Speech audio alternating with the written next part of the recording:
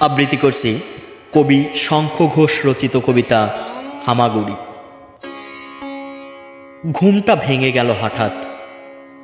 বাইরে কি ঝড় হচ্ছে?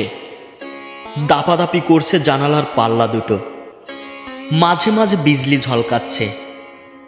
ফের শুয়ে পড়তে গিয়ে সেই বিদ্যুতের ছটফটে আলোয় মনে হলো ঘরের মধ্যে যেন হামা দিচ্ছে কেউ।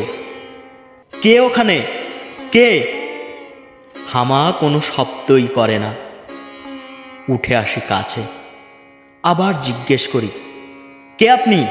কি চান? সে তবু নিশ্চুপ থেকে এ কোণে ও কোণে ঘুরছে, মাথা তুলছে না কিছুতেই। চোখে চোখ নয়। কিছু কি খুঁজছেন আপনি? শুনতে পাচ্ছি, খুঁজছি ঠিকই, খুঁজতে তো হবেই। পেলেই বেরিয়ে যাব নিজে নিজে হেঁটে। কি খুঁজছেন? মিহিস্বরে বললেন তিনি, মেরুদণ্ডখানা। সেই মুহূর্তে বিদ্যুৎ ঝলকালো ফের। চমকে উঠে দেখি একা নয়, বহুজন একই খোঁজে হামা দিচ্ছে এ কোণে ও কোণে ঘর জুড়ে।